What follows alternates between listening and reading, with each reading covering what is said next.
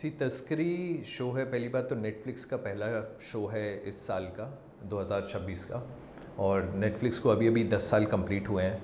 So everybody is excited for this show. बहुत सारी expectations हैं कि लोगों को कैसा लगेगा, and we are all hoping and keeping a fingers crossed के सब लोग इस शो को अच्छे से रिसीव कर पाएँ।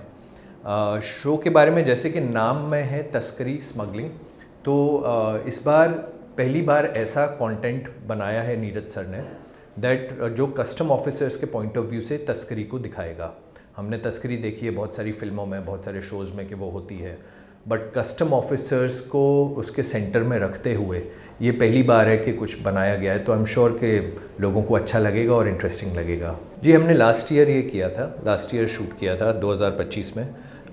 2025 के बिगनिंग में हमने थोड़ा बहुत शूट ख़त्म किया उस टाइम पे, और जब शो आया था तो तस्करी कॉन्सेप्ट इतना अच्छा है, उसका टाइटल इतना अच्छा है, plus eight the same time जब मुझे इस कैरेक्टर के बारे में बताया गया तो इट इंटरेस्टेड मी, बिकॉज अब तक मैंने कोई भी ऐसा कैरेक्टर प्ले नहीं किया है जो यूनिफॉर्म्ड हो। ये पहली बार था कि मैं एक यूनिफॉर्म में एक कैरेक्टर प्ले करने वाला था, and it's always been very close to my heart कि मुझे लगता है कि मुझे यूनिफॉर्म कैरेक्टर्स प्ले करने हैं। मैंने कई बार इसके बारे में पहले भी बोला है, बिकॉज मैं खुद एक मिलिट्री स्कूल से हूँ। आर्म फोर्सेस में मुझे जाना था, तो वो मेरे लिए एक सॉफ्ट कॉर्नर है, हमेशा रहेगा कि मैं आर्म फोर्सेस से रिलेटेड कुछ कर पाऊँ।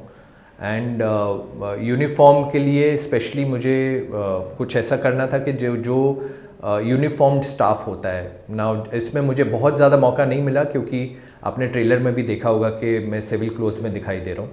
बट जितना भी मुझे मिला मौका, एक तो वो मेरे लिए एक इंटरेस्टिंग पॉइंट था। सेकेंडली कैरेक्टर का आर्क बहुत अच्छा था, एंड नीरज सर का नाम जुड़ा हुआ था, ब्रिलियंट कास्ट थी। So it was an entire package कि मुझे ऐसा ज़्यादा सोचना नहीं पड़ा। When it came, it just excited me and I wanted to be a part of it. See, military school से हूँ, लेकिन military as in arm forces और कस्टम्स में काफ़ी डिफरेंस होता है। वो ऐसा नहीं है कि अगर कोई मिलिट्री बैकग्राउंड से है या वो मिलिट्री स्कूल से है तो कस्टम्स के बारे में पता होगा, because it's an completely entirely different field. वहाँ पर कैसे जो कॉन्ट्राबैंड आता है, जो लेके आ रहे हैं लोग, उनको कैसे स्पॉट करना है, उनकी प्रोफाइलिंग कैसे होनी है, आपको कैसे चेकिंग करनी है, किस पे शक है, किसको शक के दायरे से बाहर रखना है। फिर इन लाइन में जो एयरपोर्ट के नीचे जहाँ पे पूरा लगेज स्कैन होता है, वहाँ पे कैसे बैग्स को स्पॉट किया जाता है। So everything is completely different. और जो हमारी नेशनल आर्म फोर्सेस हैं जो बॉर्डर पे हमको सेव करती हैं, और इनमें कोई सिमिलर नहीं है। I think the only similarity is that uniform है and discipline, the hard work, because खतरा इधर भी है, खतरा उधर भी है। यहाँ पर भी जब देयर आर चांसेस कि आपके ऊपर कुछ जान के ऊपर हो सके, when you watch the series you will get to know about how difficult it is और कितना डेंजरस हो सकता है। आपको वो सीरीज़ देखते वक्त पता चलेगा, उसके बारे में मैं ज़्यादा नहीं बताऊँगा अभी। लेकिन कैसे खतरा होता है कस्टम ऑफिसर्स की लाइफ को, प्लस उनकी जो जैसे कि हर इंसान की कोई भी अगर यूनिफॉर्म पहनता है तो सिर्फ उसका प्रोफेशन नहीं होता है, उसकी पर्सनल लाइफ भी होती है। तो इस सीरीज़ के ज़रिए वो भी दिखाने की कोशिश की गई है कि एक कस्टम ऑफिसर की पर्सनल लाइफ में क्या होता है। I think he is a brilliant person. First of all, actor तो वो अच्छे हैं ही, उनके गाने हम सब जानते हैं कि उनके गानों की चॉइस हमेशा से बहुत अच्छी रही है। अब we all have at least 1 or 2 favourite songs हमारी लिस्ट में जो इमरान हाशमी के मूवीज़ के सॉन्ग्स होंगे। And he is a brilliant actor. मतलब he gets into the character, gets out of the character very easily. उनका switch on switch off because of a lot of experience that he has over the years. But working with him, I think the most important thing that I would want to take back with me is his discipline. He is absolutely professional.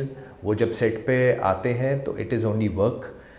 Time पे आते हैं हमेशा।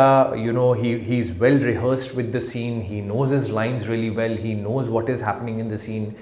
Aware बहुत हैं वो, what is happening around the set, he is extremely aware of that.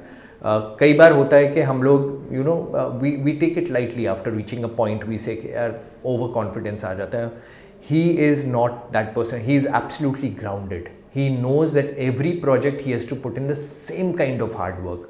So I think these are few things that I would take back with me. यार पहले तो थैंक यू ये बोलने के लिए कि आपको मेरी जर्नी अच्छी लगी और आप उससे कनेक्ट करते हैं, तो that's a good thing for me, that's a compliment for me. Because अगर हम किसी की जर्नी से कनेक्ट करते हैं, अगर हमको लगता है कि ये इंसान की जर्नी अच्छी रही और वो हमको इंस्पायर करती है, so that I think half the your appreciation, your validation is done कि हाँ मुझे, क्योंकि आपने बोला तो मुझे अच्छा लगा कि आप उस चीज़ से कनेक्ट करते हैं।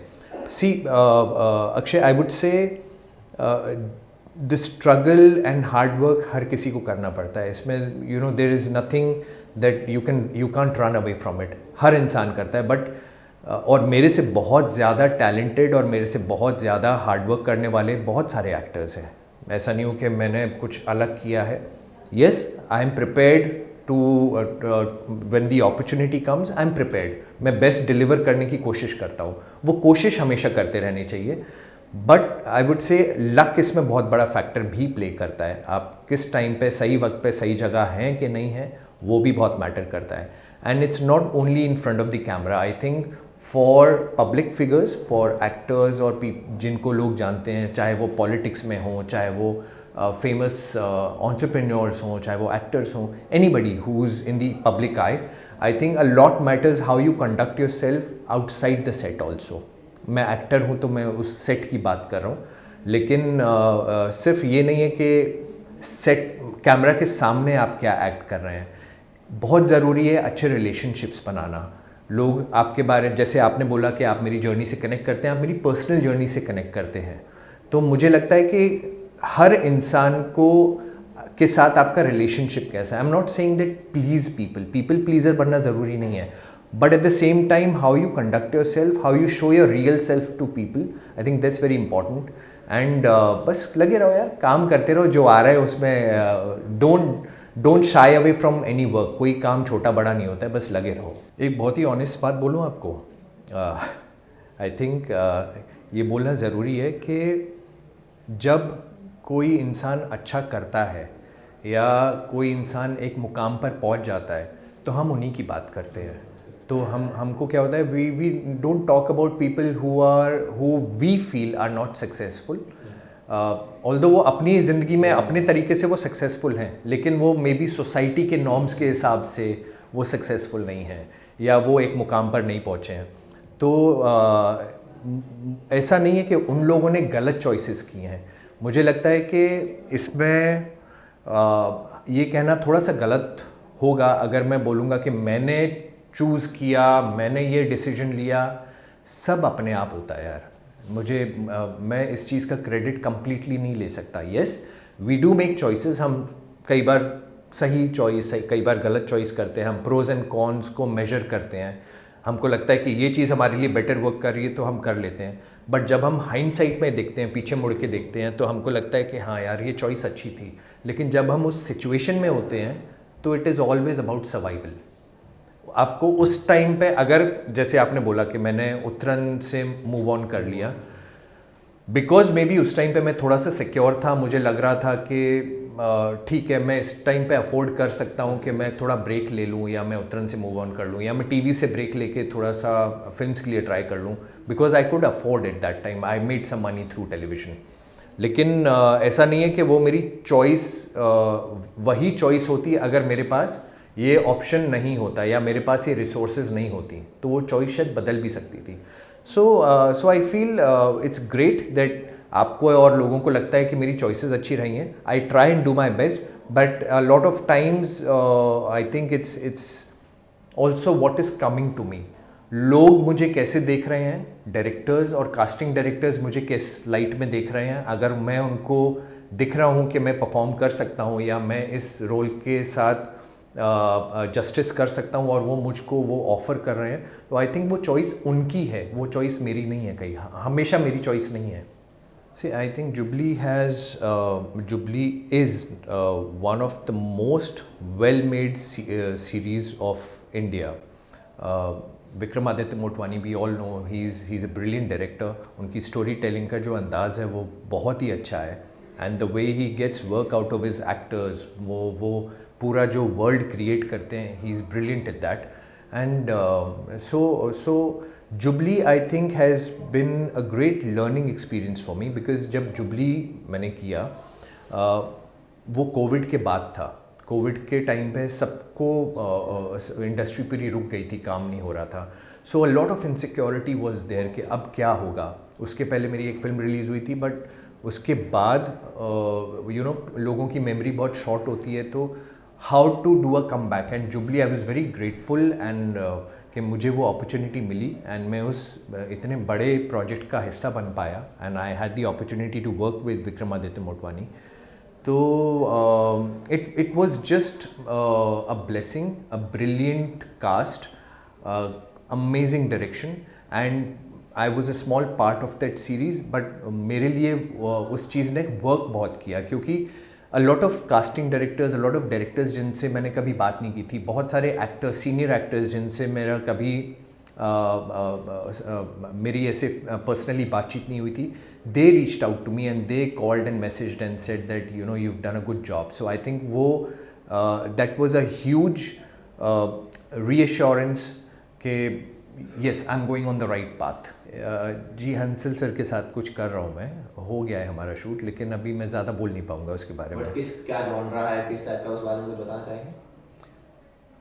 नहीं, अभी नहीं बता पाऊँगा मैं, but all I can say yes, Hansal sir के साथ काम करके मज़ा आया।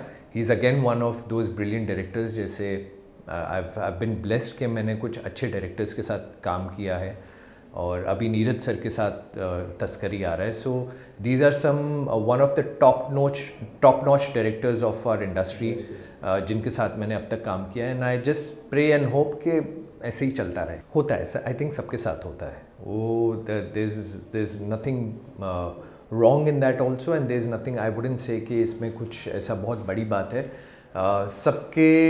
सबकी लाइफ में और करियर चॉइसेस में ब्लॉकेजेस आते हैं, and it's a completely different medium, but I am happy कि वो जो गैप है वो अब ब्रिज हो रहा है OTT की वजह से। लोगों की थिंकिंग चेंज हो रही है, and we are becoming more open to not categorising actors as TV actors, OTT actors और film actors. As a society, as an industry, the entertainment industry, everybody is opening up more and accepting actors as actors. तो अगर कोई perform अच्छा करता है और उसको अपने क्राफ्ट के और स्किल के बारे में नॉलेज है, उसने वर्क किया है, they will definitely get a chance. I think it's a great time for any actor to be a part of the industry जबकि ये OTT जब से आया है। द रीज़न बीइंग बिकॉज पहले बहुत बड़ा गैप था फिल्म्स और TV और थिएटर में, बहुत ज़्यादा गैप था। जैसे कि आपने बोला कि TV एक्टर है तो उनको फिल्म तक पहुंचने के लिए ऐसा लगता था कि एक पूरा पहाड़ चढ़ना पड़ेगा, वो छोड़ना पड़ेगा, अपना इंडस्ट्री TV छोड़ना पड़ेगा, एंड तब वो जाके फिल्म्स के उस दायरे में आ सकते हैं। बट अब वैसा नहीं है। OTT के आने से बहुत सारी अपॉर्चुनिटीज़ खुल गई हैं, जॉब अपॉर्चुनिटीज़ ज़्यादा हो गई हैं हर एक के लिए, चाहे वो एक्टर्स हों, डायरेक्टर्स हों, every department there so many more opportunities. And at the same time I feel वो एक बीच में ना जो फिल्म्स और TV के बीच का जो गैप था, उसको ब्रिज करने के लिए OTT ने बहुत अच्छा काम किया है। Eight the same time maintaining quality और फ्रीडम भी है लोगों के पास जो उनको बनाना है। इट्स नॉट के आपका OTT कंटेंट है तो वो सेंसर बोर्ड से कुछ आपको डायरेक्शंस आएंगे कि इसमें ये कट करना है, आप ये सीन नहीं रख सकते, ऐसा नहीं बना सकते। So the good thing is there is a lot of creative liberty in the hands of the makers. अगर उनको कुछ दिखाना है तो वो दिखा सकते हैं। एक्टर्स के पास उनका जो कैरेक्टर आर्क है उसको बिल्ड करने के लिए ज़्यादा टाइम है, स्क्रीन टाइम ज़्यादा है। So you can actually make people fall in love with your character because you can gradually make your character arc. So I think it's a blessing for everybody. I think जब project अच्छा करता है ना तो सबको उसका फ़ायदा होता है।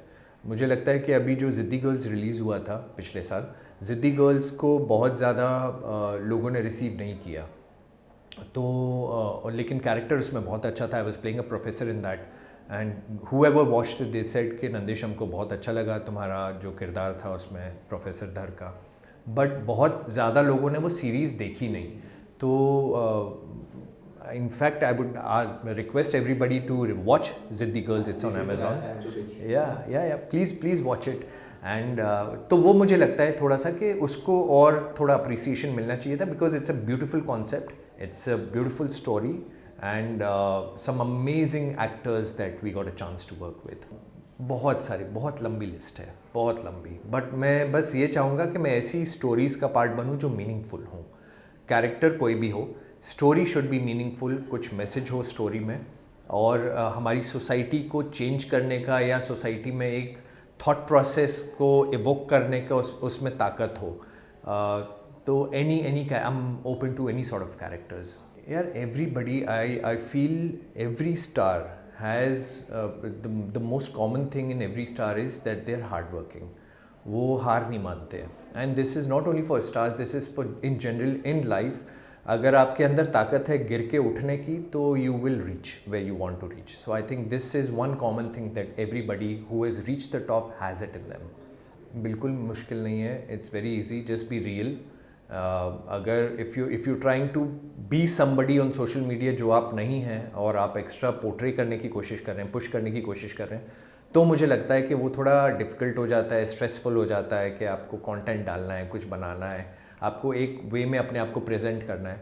But if you are real on social media, I think लोगों का प्यार ज़्यादा मिलता है और लोग उसको ज़्यादा अप्रिशिएट करते हैं. बिना चेहरों वाले कॉमेंट्स को क्यों तवज्जो देना, उनको इग्नोर कर दो. जो अच्छा लग रहा है वो पढ़ो. आई think the best advice I can give my younger self is के स्ट्रेस कम लेना. लाइफ में सब इवेंचुअली ठीक हो जाता है. The universe is always working in your favour. Science को रीड करो और बढ़ते चलो, खुश रहो, स्ट्रेस कम लो. जब मैं थोड़ा यंगर था तो I use to maybe stress out a little bit more. वो नहीं लेना चाहिए. मस्त रहो लाइफ में. आई वुड वांट टू से कि प्लीज़ तस्करी देखिए. ये पहला शो है इंडिया का जिसमें कस्टम ऑफिसर्स के पॉइंट ऑफ व्यू से स्मगलिंग के बारे में दिखाया गया है. नेटफ्लिक्स का इस साल का पहला रिलीज़ है, पहली रिलीज़ 2026 की. So please watch it. आप सबका फीडबैक का हम लोग वेट कर रहे हैं, और एयरपोर्ट पे थोड़ा सावधान रहिए.